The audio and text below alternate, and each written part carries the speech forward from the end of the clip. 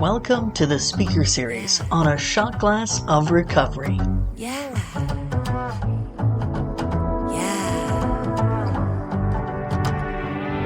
You get a house, you get a car, then you start thinking that's all you are, but you don't know the truth. So let me spell it out for you.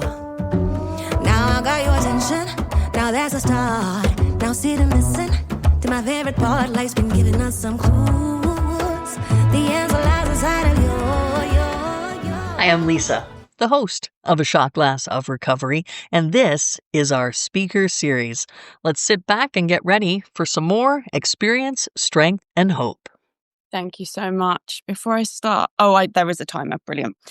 Hi, everyone. My name's Olivia, and I'm an alcoholic. My sobriety date is the 1st of June, 2018. My home group is London Lunchtime online. I have a sponsor. I sponsor other women. I do service, and I try to help another alcoholic.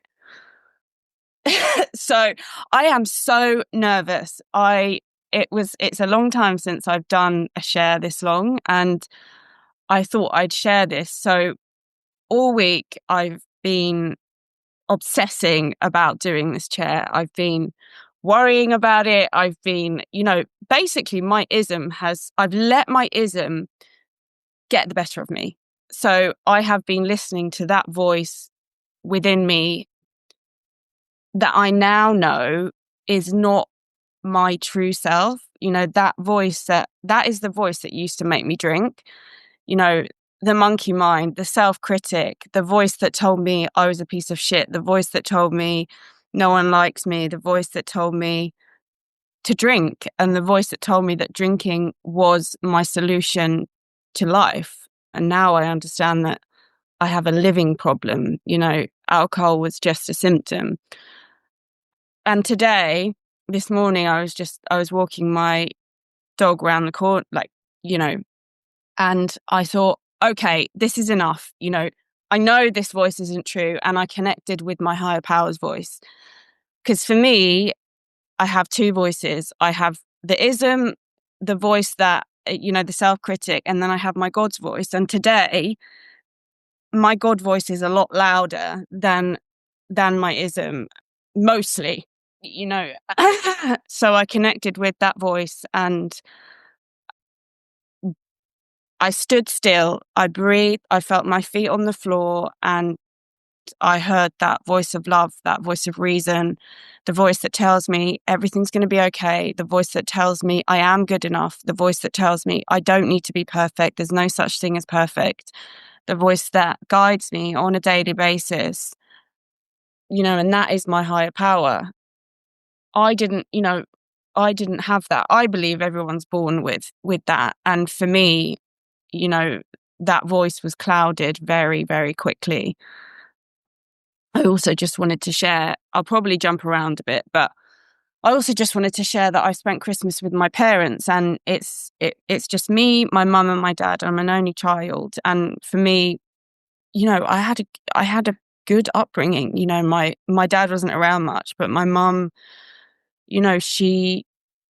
we were best friends. She was so loving, and I was spoiled with love, not with things. But anyway, so, in my drinking, I remember I've always kind of gone back for Christmas, and I remember my last kind of years of drinking, which was my drinking sort of progressed in the last sort of 4 years before I got sober. And I remember waking up every single morning with the 4 horsemen, as it talks about in the last chapter of the big book, A Vision for You, terror, bewilderment, frustration, and despair. And it was only when I got sober that I actually realized and accepted that I was an alcoholic. But, I was terrified of life. I'd wake up, I'd be ashamed, I'd not remember what had happened the night before. I was supposed to be spending a really nice Christmas with them, and all I wanted was to drink. I'd wake up and I'd be obsessing about alcohol. I'd get alcohol, and then I'd be obsessing about my next one and the next one and the next one. And honestly, I wanted everyone around me to die so I could just drink. That was my truth. And, my parents aren't big drinkers. So being there was so painful because, I had to be very secretive. I hid drinks in my room but for me, it's, it was the small things. It was, I couldn't look my mum in the eye, and I couldn't, that it was like there was thick piece of glass between me and the world. And to be honest, that started before I drank. But I'll just say this, the difference between then and now is that glass is not there anymore. I do have a very thin skin, but I feel like I can partake in the world and I can be present with my parents. And I don't need to put up that piece of glass because when I feel scared and when I feel anxious, which I do, I have my higher power's support. And, for me, this program is the solution. That is my solution today, not alcohol. And, ironically, I drank to try and connect. I've just got something on my screen, with myself, with other people, with the world. And ironically, that's what I get from being sober. I won't talk too much about, so anyway, so just, spending Christmas with my parents sober is such a privilege. They've been a big part of my journey, and, it's this program has utterly transformed my life, both materially and internally. But for me, the biggest thing is the fact that it's transformed me internally. And, I wake up with peace of mind. And, through using the daily tools, I can go to bed without resentment, without that monkey mind. If I use the daily tools, if I do inventory, and if I clear that rubble of my mind every day, and I can wake up without a crazy head. Sometimes I do, I'm not perfect, but and I can be present with my parents, and I can reach out to my friends. I don't have to bombard them with my problems. I've got my fellows to speak to about that. I've got my friends to speak to about that. And I can, access recovery anytime online, Anyway, I suppose I kind of wanted to finish with that. But so just, I suppose I can't remember what the word is, but so I won't talk too much about my drinking, but I will say that the last kind of, my drinking progressed very quickly. I moved to London, and it progressed very quickly in the last sort of 5 years before my sobriety, and it became my solution. And I obsessed about alcohol every single day. And it was my coping mechanism. From a very early age, I felt disconnected from myself, from the world. I didn't know how to connect with people. It gave me that sense of ease and comfort. It made me be able to talk to people. And until it didn't, the last years of my drinking, it didn't give me a sense of ease and comfort, and it didn't work. And when I say it didn't work, I mean, it did. I had to drink a lot to get drunk. But when I say it didn't work, I mean that it didn't take away that voice. It didn't take away the self-critic, that voice that I was speaking about in the beginning. And that terrified me. Drugs are part of my story as well, but mainly I used drugs so that I could drink more. And in the end, I was alone. I isolated. I moved in with my partner about 6 months before I went into rehab, as a result of him 2 days into us living together going, "You are a raging alcoholic," and up until then I lived on my own, and it was great. I could be secretive. I could go into my room. I could get as drunk as I wanted. In the last sort of year, I was drinking in the morning. I was drinking at work. I couldn't stop. I was probably drunk most of the time. But what I've learned is through recovery is it's not about how much I drink or how much you drink. It doesn't matter. None of that matters. But the point is when I start, I can't stop. And what I learned, for me, it's a threefold illness. In the book, it kind of says it's a twofold illness, but for me, it's a threefold illness. It's a spiritual malady. So the hole in the soul, the feeling of what is the point of this? And then the obsession that drinking is going to fix it. And then when I pick up, I can't stop. And I had all of those things.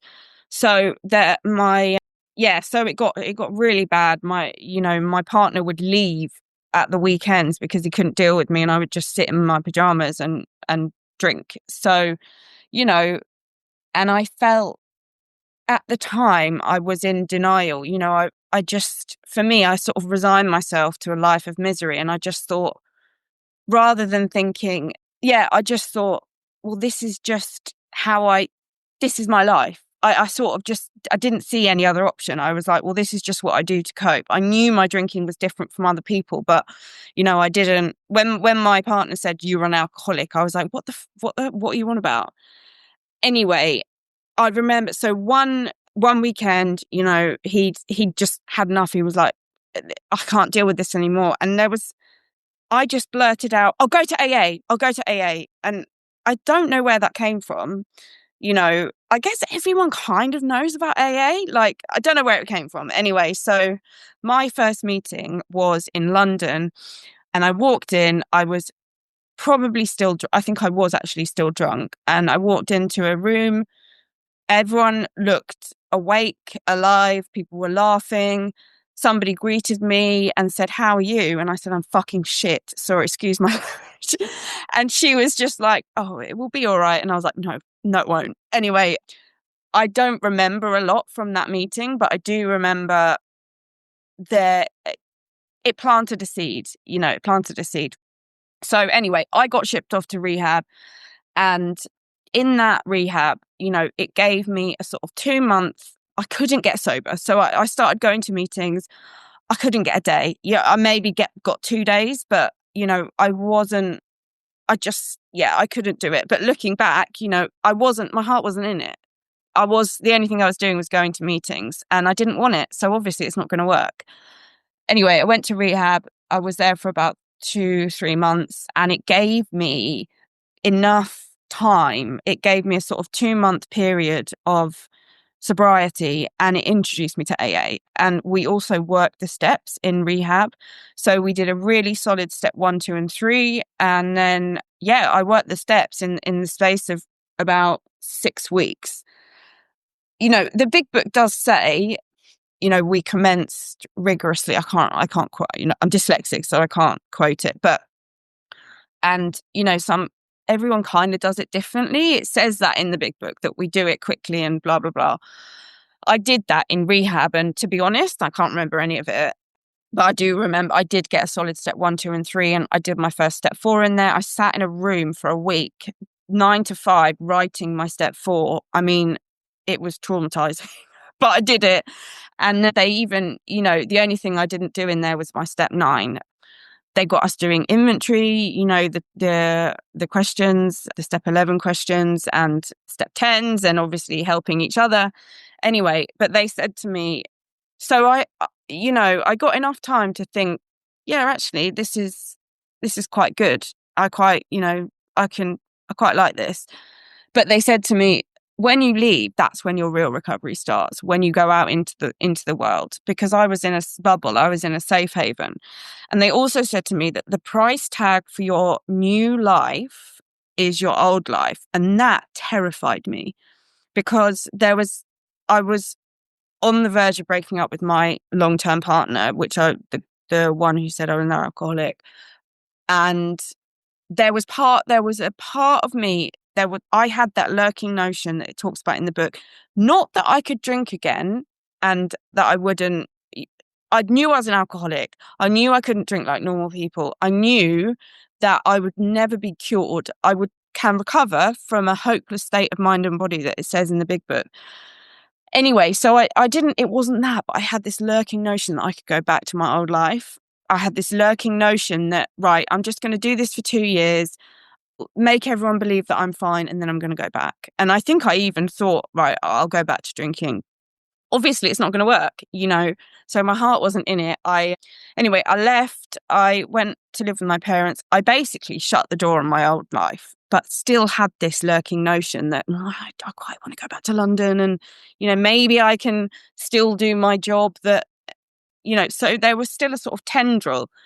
So yeah, I went back. I got in a really toxic relationship in rehab, which I was warned against.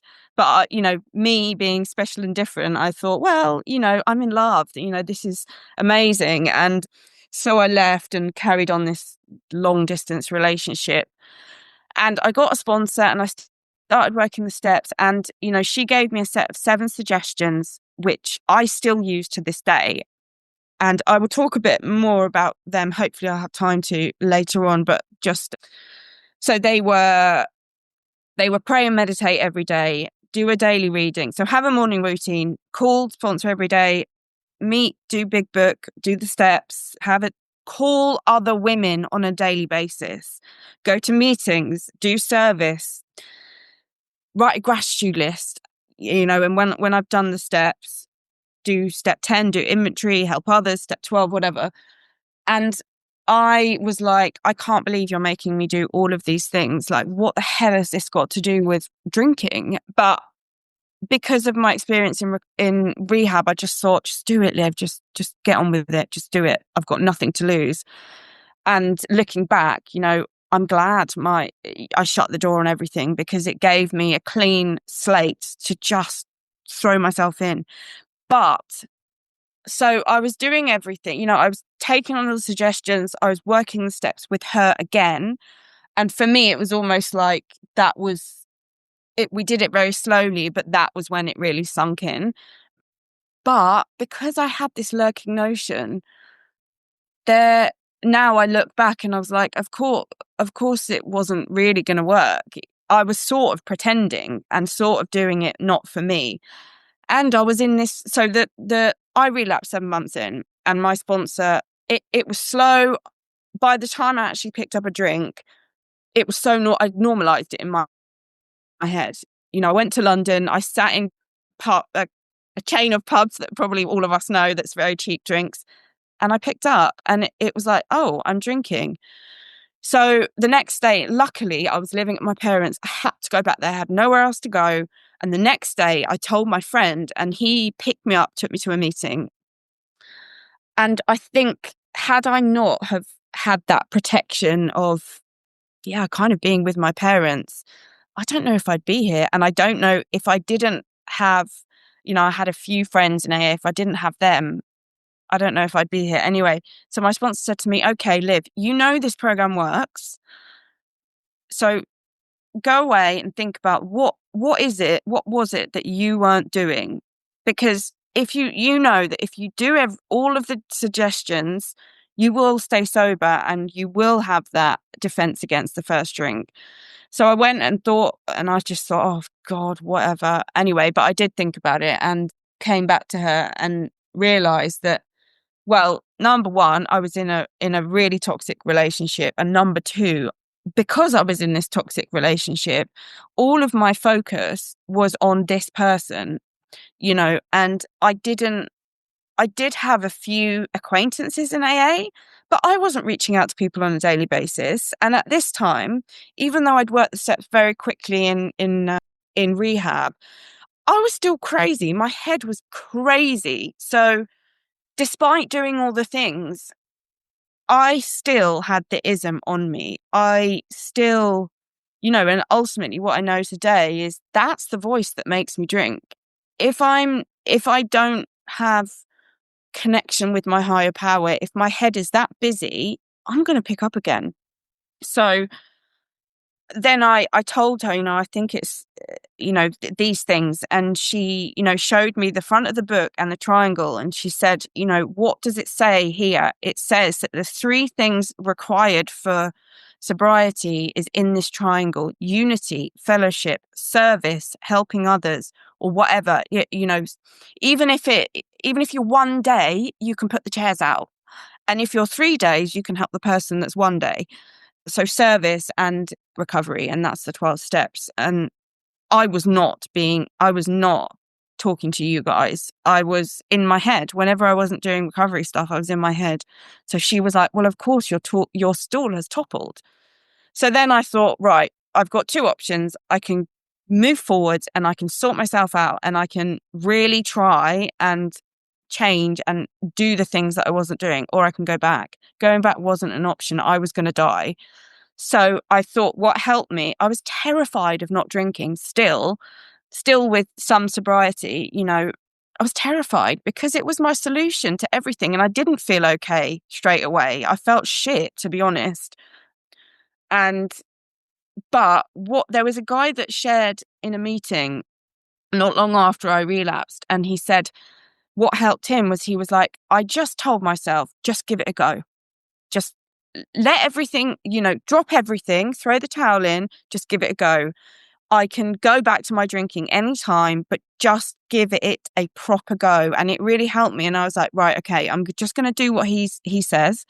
And I'm going to really try, and I'm going to let go of that lurking notion. After my relapse, not long after, I let go of my job in London, which was a big part of that kind of lurking notion of going back to London. I let go of that. I broke up with my ex. And I started reaching out. To you guys. My sponsor said, Liv, get yourself a tribe of women. I'm not going to be available all the time. You need to have several women that you can call on a daily basis and talk to for hours about the ins and outs of whatever you're going through. Because anything that I keep inside is like poison. Like now I know that I have to be an open tap of communication at all times, because anything that I keep inside builds up and up and up and it goes in my head. And that's what was happening before my relapse. Also, one of the things was I was not being honest about what was going on for me in that relationship. So honesty was a massive one. So I just went for it. I really went for it. I put everything into my recovery. I made it the forefront of my life and my days. Luckily, I didn't have to work. I lived at my parents', so I didn't have to pay rent. And I managed to not work, which was great because it meant that I could just fully focus on my recovery. And, the thing that I changed the most was I started talking about what was going on for me. And I got a tribe of women, and some of them were same time as me. Some of them were had a couple of years. It was quite varied, which was helpful. And I carried on with the daily suggestions, and I've been sober ever since, But so my sponsor got me to go back to step 1, 2, and 3. We went through that again and we carried on working the steps, and I finished the steps with her. We did it quite slowly, but actually having done it very quickly, I felt like, oh, it's okay. Let's try it this way. And it was great because it really sunk in. I did another step 4, pretty much the same things that were on my first step 4. And the process of the steps was incredible. The big book, I've got it next to me. This is where the solution to my alcoholism is. It's not in meetings. It's not in other people. It's in the steps. And so it was the most incredible process, and I think my step 5, when I'd done my when I'd done my step 4, which for those that are newer is you don't need to worry about until you get there, because you'll be ready when you get there. You don't need to worry about any steps you're not on. Is I suppose a life inventory. Anyway, when I did my step 5, which was sharing it with my sponsor and God, after that, I didn't feel good straight away. I felt awful, but after a couple of weeks, the fog kind of cleared, and it was like this kind of exorcism, I suppose, because I was able to see the reality of all these crazy resentments, and half of them weren't even real. They were things I'd made up in my head about people. And after my step 5, outside of rehab, that was the first time that I heard my higher power's voice. I remember it really clearly. I was in my parents' kitchen and I was washing up and I was having, this crazy head still. I was like, when is this going to go away? And then suddenly everything went quiet and I just heard this little voice saying, Liv, that's not true. It's going to be okay. I love you. You're all right. Like, it's going to get better. And I was like, what? And that was my higher power's voice. And from then on, I tried to really listen out for that voice. And every time the other voice came in, the ism, I sort of tried to be like, no, what would my higher power say? And as I practiced this program on a daily basis, and as I went through the steps, it got less and less. You know, for me, it's been slow sobriety. This is a very slow process. You know, the first thing I had to learn was patience and tolerance, which I did not have any of. And yeah.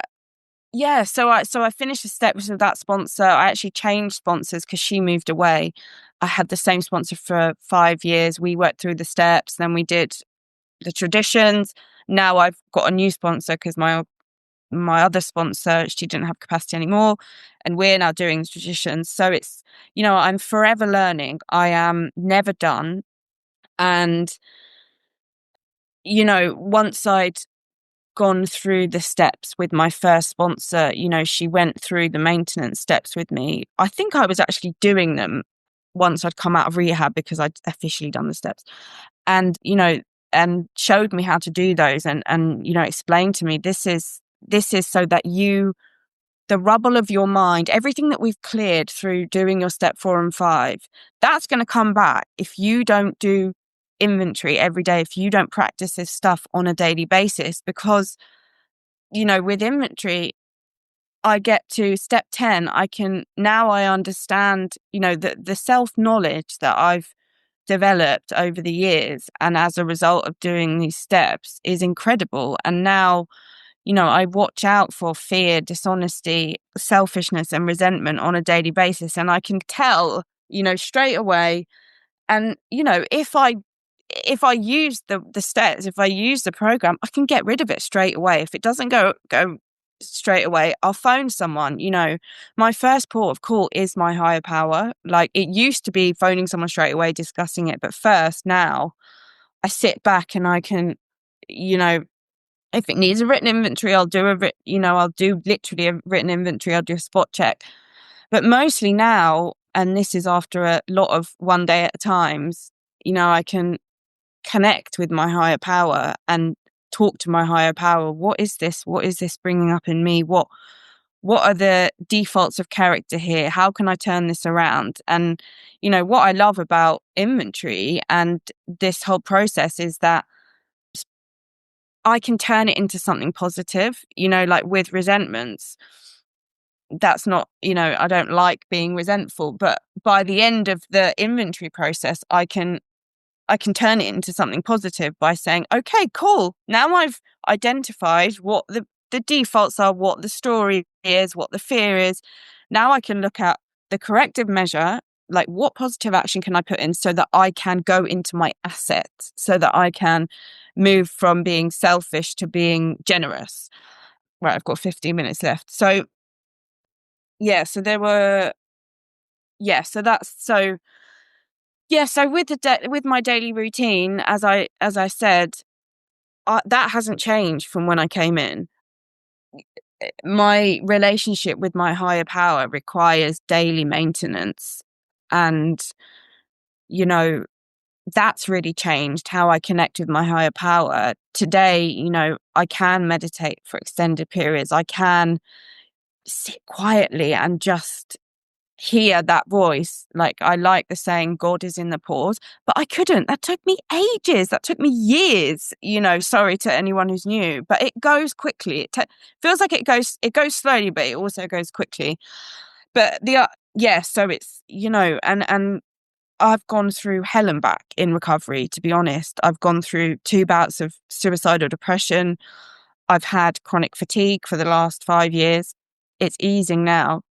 You know, I've had bereavements, I've had breakups, but I've also had so many joys, you know.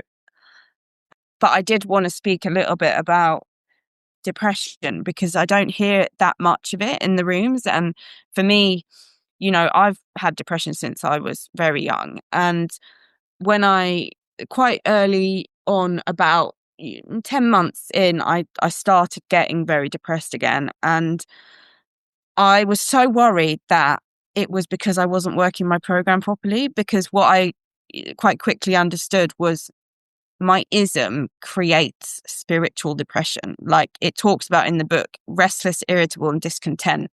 If we are that, dry drunk, if we are sober, but not working a program. So for me, what I learned was, and this is, over time, is that there is a difference for me between spiritual depression and clinical depression. And that is that, I can feel depressed, but if it goes away, if I realize, oh, actually I haven't been really doing meetings, or I haven't really been doing inventory, and I sort of get myself back on track and the depression goes, then I know it's spiritual depression. If I'm doing everything I can possibly do on a daily basis and I feel suicidally depressed on a daily basis, that's clinical depression. And it says in the big book, we are not doctors. I go to, this program gives me a daily design for living, which deals with my alcoholism. It's not, this isn't therapy. It is therapeutic. And actually, as a result of working these steps and changing the way that I live and living a more wholesome life and, doing all these amazing practices, gratitude list, meditation, my mental health has got better, but I needed to seek outside help. And there's a pamphlet as well about, taking medication, and there's a pamphlet about, I don't know, but there's stuff written about it. And, I think that is I want to share that because I know so many people, I mean, probably most of us have experienced mental health conditions or whatever. And I can only speak for myself, but, that is my experience, that it's okay. It's not, I know the difference today. And if I am depressed and I'm doing everything on a daily basis, it's okay. It's not my fault. I haven't, and I seek outside help.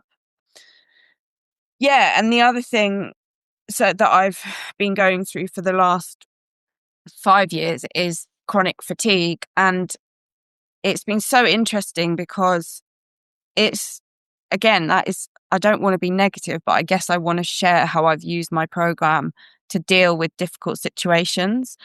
And that has been, there's been time I've spent hundreds of hours in bed just staring at the wall. But because of this program, I've been able to, well, first of all, I'm able to look at what it's actually done for me. Like it's actually brought positive things. Like I don't have to work. Like, wow, I can live a slow pace of life, which enables me to really soak up, really connect with my higher power and really focus on being in the moment. It means I've really developed a very strong connection to my higher power. I've had to, because when I've lain there, I can't let my head get the better of me. So I've had to connect. And, there have been times when I'm lying in bed and genuinely, yeah, I'm going through a tough time, and I've been like, this is so weird, but I actually feel grateful. I still have gratitude despite going through difficult times. So I guess, when I work this program, we can get through anything. This really works. And, having that tribe is so important for me because, I can reach out to my women, and I've never had friendships like I have in recovery. I didn't think it was possible. I really didn't.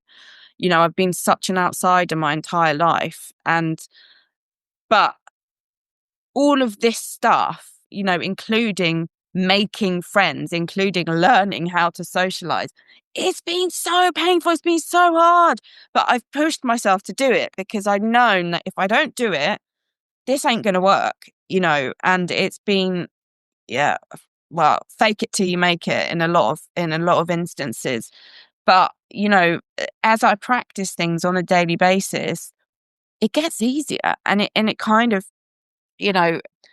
So with the friendships now, I have friends who deeply know me. It's sometimes better than myself, and they can say, yeah, but Liv, remember then that time 2 years ago when you went through this? And it is incredible, I've 8 minutes. Yeah. I mean, there's other stuff I wanted to talk about, but yeah. So I guess so I suppose I wanted to share about a little bit about difficult times, just because for me, like, that is part of life. Life is up and down. Life doesn't stop happening because you're in recovery, and it's not all sunshine and rainbows all the time. But what I want to say is, you don't have to drink on it. I don't like I've been through really tough times and I've not even thought about drink. So yeah, and right, I'm really jumping around here. The other thing that I wanted to talk about was self-love and self-care, because my first sponsor was really, really hot on that. I came in and I effing hated myself. I self-harmed. You don't have to self-harm, just like whatever. This is just my experience, but I hated myself so much. And, for me, this process is like a sort of process of like thawing out. And she literally showed me, she gave me suggestions, and she was like, talk to yourself in a gentle voice, have a bath, spend time making yourself some food, brush your teeth, just little things like that. And as over the years, I've developed self-compassion and self-love that I never thought I would have, and I love my quirks today. I'm so not perfect, and I celebrate not being, I was recently diagnosed with, I might as well say, autism, and that has just made my entire life make sense. And I love myself even more now. And it is just, I can't say, if you're new, just focus 1 hour, 1 minute, 1 hour at a time. Just try and not drink on a daily basis. In the beginning, it was about not drinking for me, but because I needed to clear myself of that so that I could embrace the program, I started doing the suggestions immediately. But it does work. And I came for my drinking, but I stayed for my thinking. And what I know today for me is that the reason why eh, going back to what I was talking about in the beginning about the two voices, ultimately this program, the step 12 says, having had a spiritual awakening. And for me, that's like being awake to the world, being awake to my higher power, hearing that voice, hearing that message, hearing my higher power's guidance on a daily basis. Having had a spiritual awakening as a result of these steps, we try to carry this message and practice these principles in all our affairs. It kind of gives the whole, sort of says the whole triangle in one. But I've totally lost my train of thought now. I think anyway, I feel like I'm rambling a bit. But yeah, what this program has done for me is utterly,